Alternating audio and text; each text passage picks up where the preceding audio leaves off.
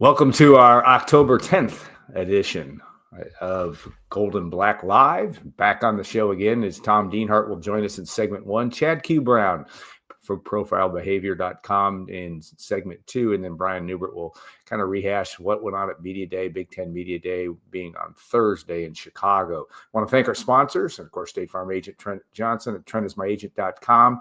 And of course, Triple X family restaurants on the hill, but on the level at Purdue tradition since 1929. All right, we're going to bring in Mr. Dienhart, who is going to be making his way up to Minneapolis for the Purdue-Minnesota game tomorrow night at 7:30. On the surface, Purdue a near double-digit underdog, right around there. Purdue's got a chance, though, in this next 3 weeks. It's the big 3 weeks for Purdue football after a really rough 3 weeks against USC, Notre Dame, and, of course, Illinois. Yeah, first quick shout-out. Recently got me a breakfast special at Triple X Allen. Very good. And I always see Trent in the press box. He's always has a nice smile on his face. But yeah, here we go, right? This is the stretch we've been talking about for, it seems like 6 years, right? October's here. And now these 3 games coming up, Alan, at Minnesota, at Northwestern, at home versus Rutgers. Here we go. This is where Purdue has a chance to make some hay, as they say, and get some W's, some much-needed W's. 3 losses in a row. They've had bright spots here during this little skid, but at some point, you gotta come back with the win and start Saturday against a Gopher team, Alan, that's good. It's not great. PJ Fleck's had better teams. It's a beatable team. But again, on the road at night, crazy things can happen. So we'll see. But a great opportunity for Purdue to get some victories as it heads into a very tough November. Purdue got its running game going a little bit last week against Illinois with a couple, obviously the long run. Devin Maccabee's a guy that hasn't. Minnesota's pretty staunch against the run and has been historically, for the most part, under PJ Fleck. You put on your keys on the Golden Black Report yesterday just about getting Devin Maccabee going. It's been a storyline that he's so dedicated to the program, came back for his senior year, has yet to really break out. This was a place in 2022, Purdue's last win and last game up at in Minneapolis, where Devin Maccabee as a walk-on redshirt freshman made a big play that helped the Boilermakers win. But how important, not only just a ground game, but Purdue establishing him and getting him going this week. Yeah, obviously it goes without saying. That's always your goal, is to run the football well. And if Maccabee's going, Alan, I think Purdue has a good chance to win. Will definitely be in the game. 2 career games against the Gophers, 265 rushing yards. So Maccabee's had a nice run of success against Minnesota. PJ Fleck talked about it kind of jokingly this week during his press conference. I was ready for Maccabee to graduate. They can't tackle him. So you got to get him going. Now, Josh Henson said on Monday, Alan, that Illinois was playing to stop the pass. So I'm not taking anything away from Purdue's run game. It was still very good. Minnesota's got always, like you said, a big, tough, stout defense, and it'll be a challenge. But again, man, if Maccabee's running, if Harris picks up where he left off last week, Alan, boy, that's going to keep that Gopher defense off balance and make Ryan Brown in that Purdue passing attack, which has some weapons, Alan, even that much more effective. Well, and Minnesota certainly brings some challenges in a couple different ways. One area of the deep passing game is we saw some highlights last week about that. That's something Purdue really struggled with last week and has been struggling to some extent throughout the course of the season. Talk about that and just what the Gophers offense is going to bring that you're going to have to watch out for. Yeah, that they watched that game film, right? And they saw some of the issues Purdue had in its back end last week against Illinois, the miscommunication. Guys are running into each other. At times, Alan, it looked like they didn't know what they were doing. So you got to think Purdue's going to get that buttoned up. We talked to the staff about that extensively earlier this week. We talked to players about that. They've been working on it. So, again, Minnesota's still going to make sure that Purdue does have these things buttoned up, right? And you have to think confidence back there could be shaky with some of those players. So why not, Alan, put them on the spot right away and try to create some more doubt in their head by striking for some big plays down the field with their redshirt freshman quarterback, Drake Lindsey, a big guy, Alan. He looks like a pro, 6'5", 230. So another thing for fans to be mindful of, Tony Grimes, the purported number one cornerback, did not play last week due to injury he suffered during the week. He was practicing earlier this week, and I'm guessing he's probably going to play. For Purdue's sake, I hope he does, because they definitely need his leadership back there. Yeah, injuries obviously are always start to rear their head as October comes. Purdue has got TJ Lindsey being out, and obviously that you have some depth, but this is not a team that's chock full of playmakers on both sides of the ball. From a health to George Burhen's injury, they expected to be back at some point in time, not likely this week, obviously. But to talk about just the health status of this team in terms of that importance, and with respect to the depth that the Boilermakers bring under Coach Barry Odom. Not a lot of injuries, but key guys, Alan. Yeah, key guys. I talked about Grimes, the purported number one cornerback, TJ Lindsey.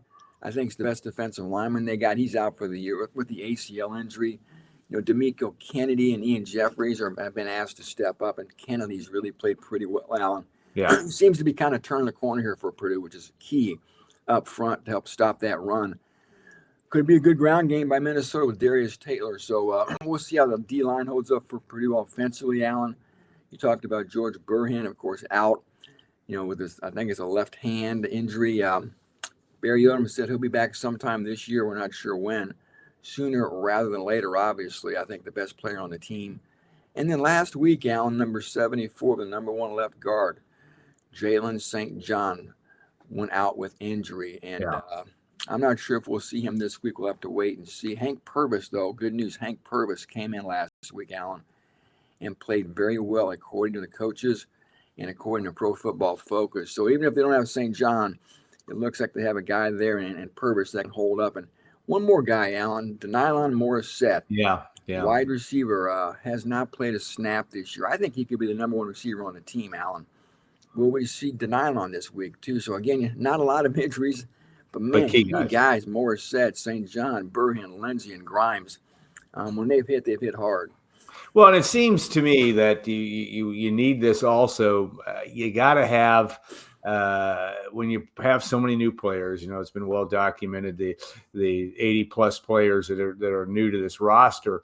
That you need to find some continuity, and your playmakers got to be that. And even though you have bodies out there, the fact that they haven't played together just makes for an added challenge, one would think, for this coaching staff. Yeah, chemistry continues to evolve, I think, for a roster that's really been ripped apart, torn asunder.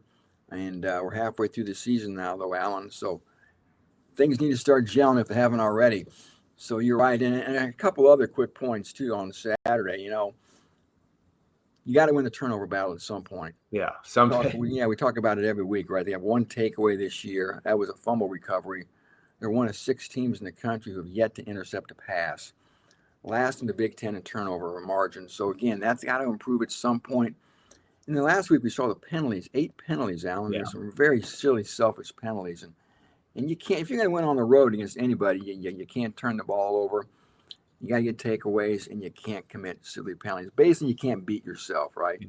Pretty obvious stuff in every sport. You can't beat yourself, and Purdue wasn't its best friend last week against Illinois. It's going to have to get that stuff buttoned up Saturday.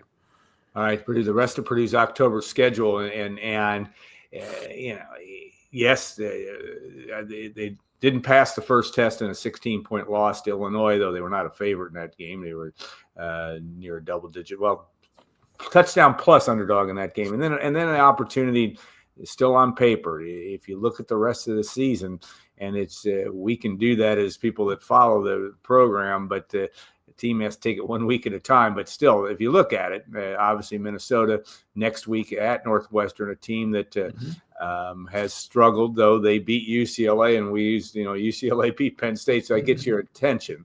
And then Rutgers at home for homecoming on the 25th. This is really it for Purdue if you're going to show some real improvement. And how do you assess that looking ahead? With the fact that when the dust settles in the 2025 season, and Barry Odom can look back and say we made progress.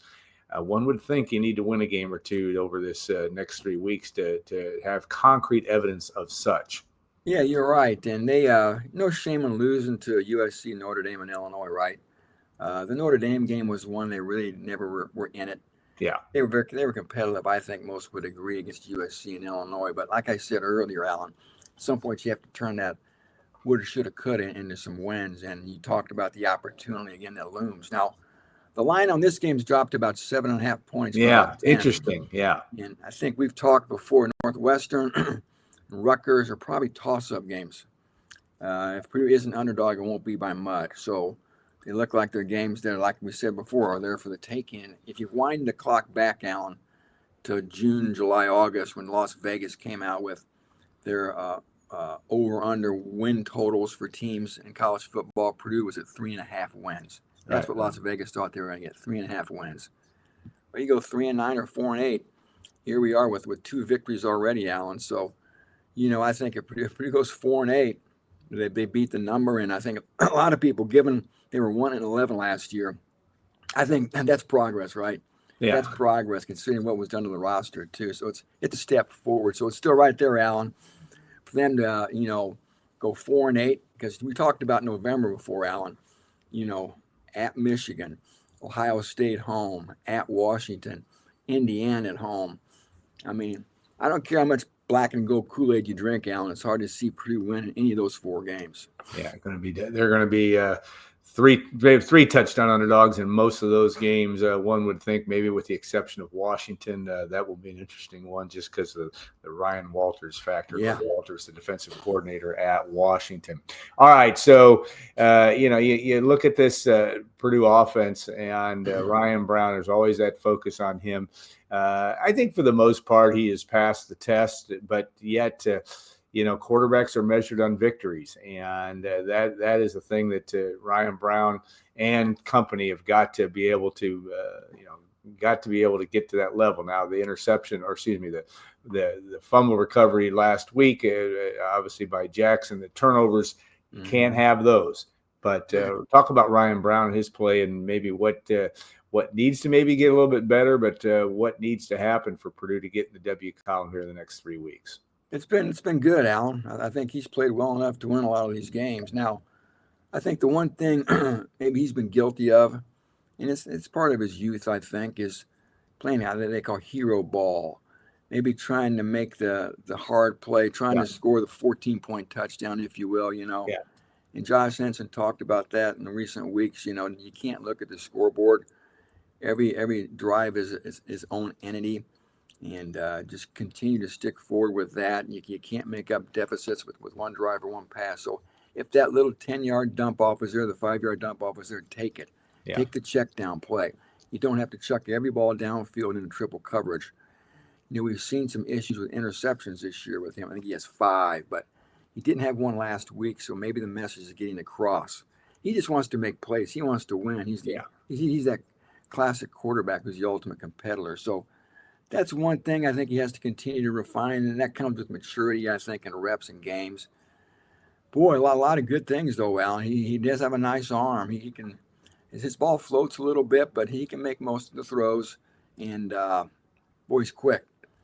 Yeah. He's every bit of 6'4", 215 pounds. When he turns the corner around, he's got a head of steam. He can go. So, and then the intangible, too. We've talked about the intangible for Ryan Brown.